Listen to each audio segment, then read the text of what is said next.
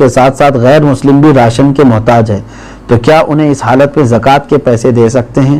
زکوٰۃ یہ شریعت کا حق ہے، زکوٰۃ یہ شریعت کا حق ہے، یعنی اللہ تبارک و تعالیٰ نے مسلمانوں پر فرض کیا ہے، زکوٰۃ صرف صاحب اسلام کو، مسلمان کو ہی دی جا سکتی ہے۔ ہاں، مدد کی بات جہاں تک ہے، غیر مسلم ہیں ان کی بھی آپ مدد کر سکتے ہیں مخلوق خدا ہونے کی حیثیت سے۔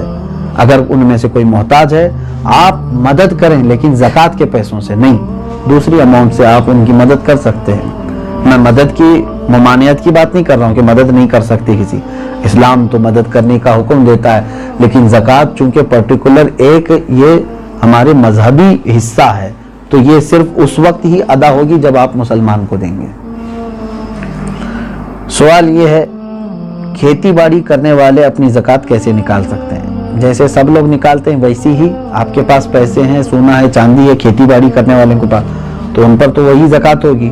لیکن سوال پوچھنے والا اگر یہ پوچھ رہا ہے کہ کھیتی باڑی کی جو فصل نکلی ہے اس میں کیا ہے، تو اس کا طریقہ الگ ہے، اس کو عشر کہتے ہیں، یعنی جو کھیتی میں جتنی بھی فصل آپ کی آئی اس کا 10واں حصہ اللہ کی راہ میں انہیں خیرات کرنا ہوگا، لیکن یہ بھی اس وقت جب کہ وہ اللہ تبارک و تعالیٰ کی نعمتوں سے ویسی ہی اس کی فصل اگائی بغیر کسی زیادہ محنت کے، یعنی اس نے بیج بویا اور فصل نکل آئی اور کٹائی کر لیا۔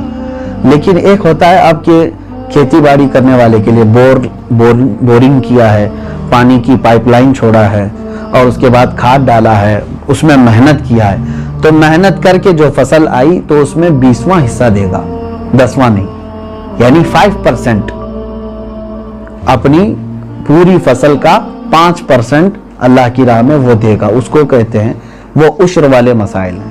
اور جو بغیر کسی اس طرح کے بورویل وغیرہ کے قدرتی پانی سے سینچ کر کے فصل آئی ہے اس میں 10% دے گا۔ سوال یہ ہے، سونے کی زکوٰۃ اس کی آج کی قیمت پر دینی ہوگی یا اس کی خریدی ہوئی قیمت پر؟ نہیں، آج کی جو قیمت ہوگی اسی پر زکوٰۃ ہوگی، اگر آپ پیسوں میں دے رہے ہیں تو، اور اگر سونے میں دے رہے ہوں تو آپ کے سونے کی جو قیمت سونار لگائے گا، ظاہر سی بات ہے سونے میں اگر آپ زکوٰۃ دے رہے ہیں تو وہی سونے کی جو قیمت سونار لگائے گا اسی اعتبار سے آپ کو زکوٰۃ دینی ہوگی۔ یہ نہیں کہ آپ 20 سال پہلے جو خریدے تھے اس وقت 10,000 روپے تولہ تھا اور آج جو ہے میں اسی قیمت سے دوں گا، ایسا نہیں ہے۔ زکوٰۃ پر سب سے پہلا حق کس کا ہے؟ سب سے پہلا حق آپ کے رشتہ داروں کا ہے، اس کے بعد پڑوسیوں کا ہے، پھر آپ کے محلے والوں کا، پھر آپ کے گاؤں والوں کا، پھر آپ کے شہر والوں کا، پھر شہر کے پڑوس والوں کا، اس طرح ترتیب ہے۔ اگر کوئی شخص اپنی ہر مہینے کی انکم پر زکوٰۃ دیتا ہو تو اس پر سالانہ زکوٰۃ واجب ہے؟ انکم پر کیوں زکوٰۃ دیتا ہے جب اللہ تبارک و تعالیٰ نے تمہیں اس چیز کا حکم نہیں دیا؟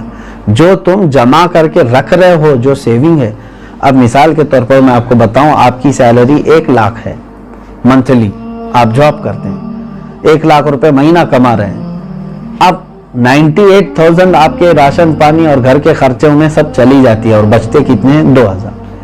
پورے سال میں آپ کے پاس کتنے بچے؟ 24,000۔ تو اس پر کہاں سے زکوٰۃ آئی؟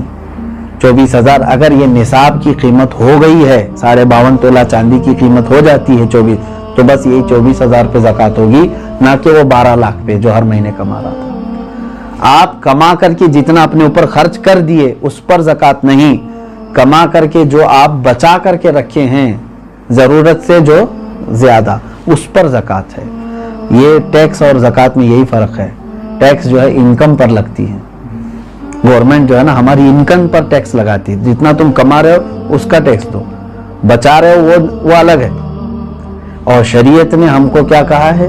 جتنا چاہے کماؤ، خرچہ کر دیے تو اس کی پوچھ نہیں، 1 کروڑ کمائے مہینے میں اور تمہارے 98 لاکھ خرچ ہو گئے، اس کی شریعت نے زکوٰۃ نہیں مانگی۔ 2 لاکھ اگر تمہارے پاس بچے ہوئے ہیں تو اس کی، لیکن گورنمنٹ کیا مانگے گی؟ 1 کروڑ کمائے ہو، انکم ٹیکس پورے 1 کروڑ کی ٹیکس تمہیں دینا ہوگا۔ یہ زکوٰۃ اور ٹیکس میں فرق ہے۔ سوال یہ ہے، اگر کسی نے جگہ خریدی ہے گھر بنانے کی نیت سے مگر 1 سال ہو گئے اب تک گھر نہیں بنا سکے تو کیا اس کی بھی زکوٰۃ دینا ضروری ہے؟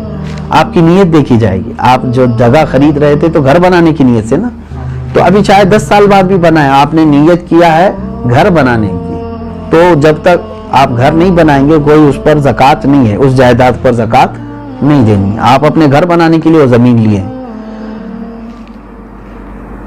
سوال یہ ہے کہ میرے پاس کل 250 گرام سونا ہے، اس میں سے کچھ سونے پہ لون لیا ہے تو وہ بینک میں ہے، باقی سونا میرے پاس ہے، تو کتنے سونے پر زکوٰۃ نکالنا ہے؟ پورے 250 پر یا صرف اس پر جو میرے پاس باقی بچا ہوا ہے؟ اب دیکھیے، مثال کے طور پر میں آپ کو بتا رہا ہوں، 250 گرام سونے کے جو مالک ہیں انہوں نے 50 گرام سونا بینک میں رکھ دیا اور اس پر پیسے لے لیا ہے، بینک پیسے دیے ہیں نا اس کو، اور 200 گرام ان کے پاس ہے۔ اب زکوٰۃ جو ہے آپ کے 200 جو آپ کے پاس ہے اسی پر ہے، کیونکہ وہ گروی ہے اور آپ کے پاس پیسہ ہے، اس 50 گرام کا پیسہ ہے۔ اگر وہ پیسہ پورا صحیح سلامت آپ کے پاس ہے، 50 گرام کا جتنا بھی ملا، وہ 200 گرام سونے میں ملا کے زکوٰۃ دیں گے آپ؟ بات تو ایک ہی ہو گئی۔ 50 گرام سونے پر جو بینک نے آپ کو پیسے دیے ہیں، اگر وہ پورے خرچہ کر دیا آپ کے پاس نہیں ہے تو اس کی زکوٰۃ نہیں، لیکن وہ بھی رکھے ہوئے ہیں آپ کے پاس، اور 200 گرام گھر کا سونا بھی ہے، تو اماؤنٹ اور 200 گرام دونوں سونا ملا کر کے سب کی ملا کے زکوٰۃ دینی ہوگی۔ بات سمجھ میں آ گئی؟